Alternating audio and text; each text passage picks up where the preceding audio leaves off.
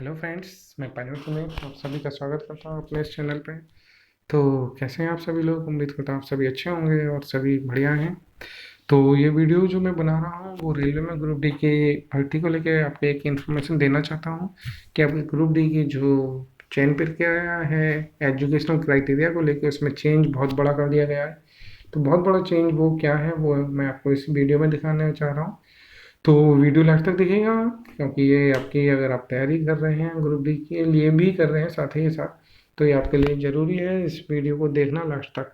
तो जैसा कि आपको इस न्यूज़पेपर की हेडिंग में आपको देखने को मिल रहा है कि ग्रुप डी में भर्ती के लिए मैट्रिक और ITI ज़रूरी है, तो यही मेरा मीन्स है इस वीडियो को बना के दिखाने के लिए कि जो एक न्यूज़पेपर की दे रहा है वो रेलवे बोर्ड का लेटर उसमें क्या दे रखा है।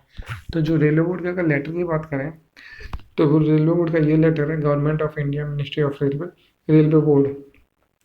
तो उसमें उन्होंने कहा दिया है कि सेम यही बात है कि आपके जो एजुकेशनल क्राइटेरिया अब जो है तो वो आपका लास्ट में आपको टाइम बचाते हुए आपको ले चलता हूँ 10th पास प्लस ITI में। ये जो आपको दिख रहा है इस जगह देखेगा, तो अब ये है और ये आपको 1800 ग्रेड पे जो इस तरफ देखेंगे उन पोस्ट के लिए कर रहा है।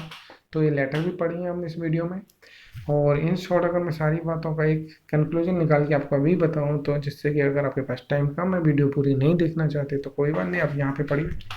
तो इस मेरे मैसेज को पढ़िए कि रेलवे बोर्ड का नया आदेश रेलवे की ग्रुप डी भर्ती नियमों में बदलाव।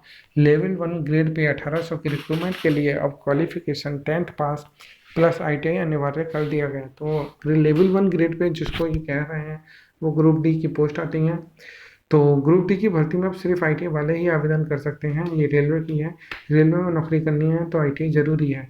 तो रेलवे में अगर आप ग्रुप डी की पोस्ट के लिए अप्लाई कर रहे हैं तो आपके लिए ITI अब ज़रूरी कर दी गई है। तो ये पूरी जानकारी हम पढ़ेंगे इस वीडियो में। तो अगर वीडियो आपको अच्छी लगे तो लाइक कीजिएगा और कमेंट सेक्शन में आपको जो अच्छा कमेंट्स लगे आप अपने कमेंट्स दे सकते हैं। मुझे को जिसका वक्त मिला तो ज़रूर सभी के रिप्लाई करूँगा। तो आप लोगों से बात करके मुझे भी अच्छा लगता है। तो चैनल पे बने रहने के लिए आप सभी का एक बार फिर से धन्यवाद।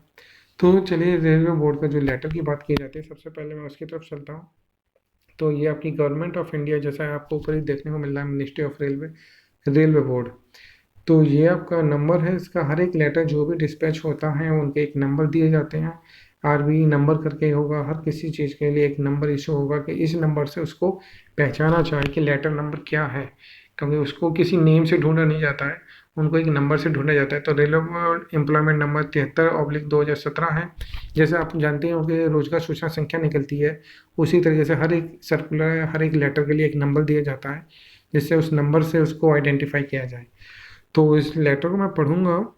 तो जैसा भी है आप इसको डाउनलोड तो नहीं आपको मिलने वाला, अगर मिल जाता तो अच्छी बात है। तो मैं पढ़ता हूँ, आपको इस वीडियो में देखते रहिए। अगर आप पढ़ना चाहे तो साथ में पढ़ते रहिए। इसके बाद मैं हिंदी वाले न्यूज़पेपर पे जाऊँगा और लास्ट में आपको अपनी एक दो बात बताऊँगा।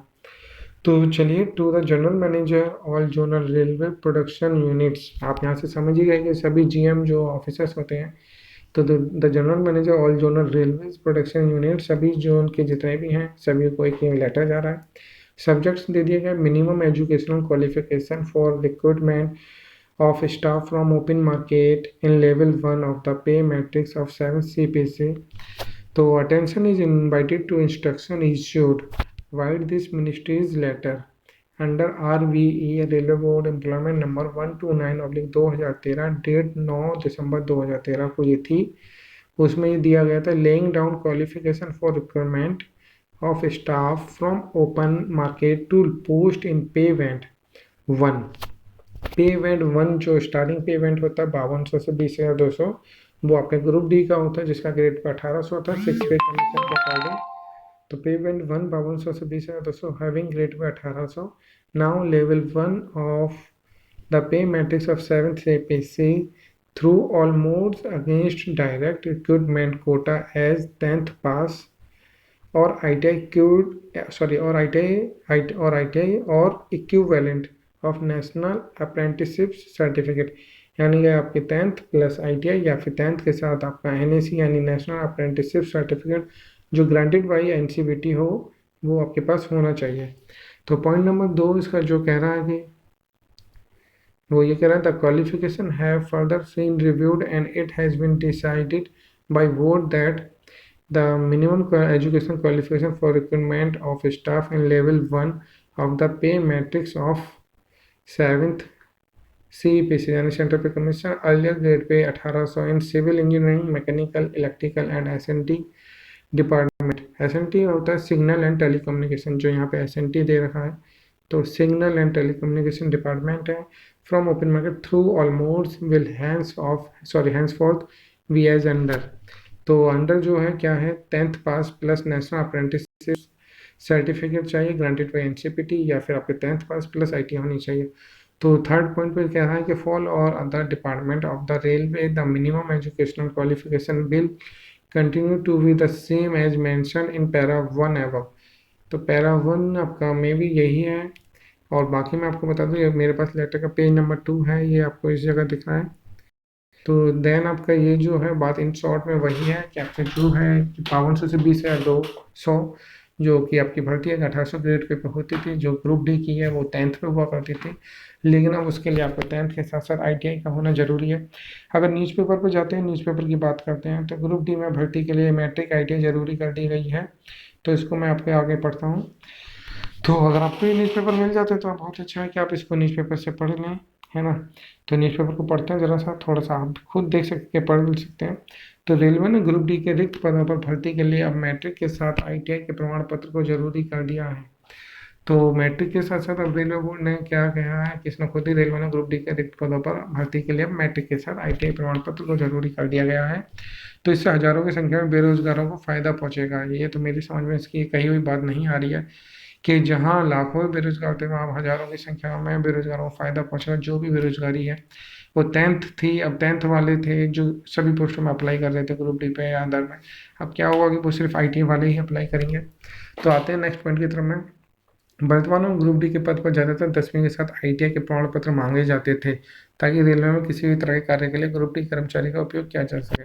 तो जैसा वर्तमान में ग्रुप डी के पद पर ज़्यादातर 10वीं के साथ आईटीआई वाली बात ही इन्होंने कही है, तो अभी तक जैसे ही मैं बताऊँ आपको 1800 ग्रेड पे में 10वीं ही मांगी गई है, आईटीआई तो नहीं है। देख बाकी अभी इनको कहाँ से जानकारी हुई है मेरे को खुद समझ में नहीं आ रहा कि इन्होंने ये इतनी अच्छी बात कही है कि 10वीं के साथ आईटीआई के प्रमाण पत्र होते थे ताकि रेलवे में किसी भी तरह के कार्य के लिए ग्रुप डी कर्मचारी का उपयोग किया जा सके।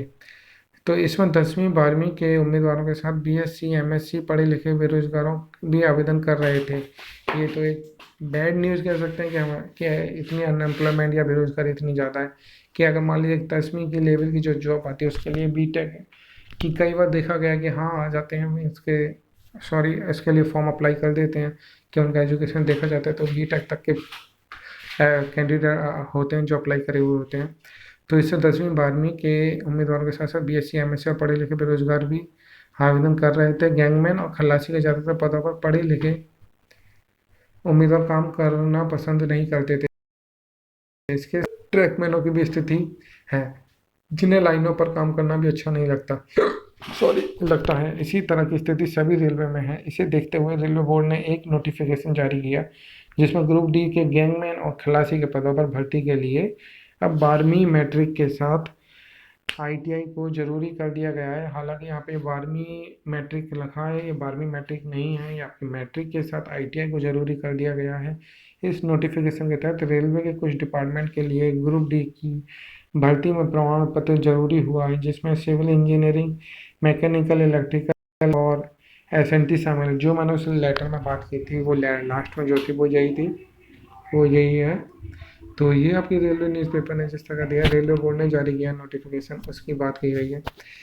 तो ये आपको कुल मिला के अब ये है कि एक अच्छी बात तो नहीं है, एक ये बैड न्यूज़ ही मेरी नज़र में है। जो लोग तैयारी कर रहे हैं ग्रुप डी के और हाई स्कूल हैं जिनके पास, क्योंकि जो आईटीआई थे वो उनके पास में चॉइस बढ़ जाती थी कि तो ग्रुप डी की कर सकते हैं, उसके अलावा जो टेक्निकली जो पोस्ट आ जाती है एएलपी की है या टेक्नीशियन वगैरह फिटर है ना, ये सब आती हैं, उनको अप्लाई कर सकते थे।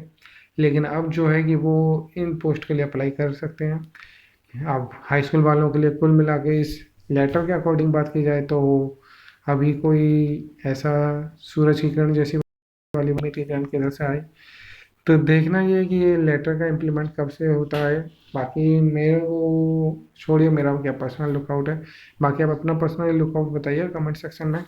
और वीडियो में मेरे द्वारा दी गई जानकारी अगर आपको पसंद आई है तो ज़रूर लाइक कीजिएगा और चैनल पे अगर आप बने हुए हैं तो आपका फिर से एक बार धन्यवाद, और अगर आप पहली बार हैं तो एक बार आप सब्सक्राइब जरूर करके देखें। मेरे द्वारा दी गई सभी जानकारी रेलवे के एम्प्लॉयमेंट वगैरह के तहत दी जाती है और भी बाकी है। तो एक बार फिर से आप सभी का शुक्रिया। बाय बाय, धन्यवाद।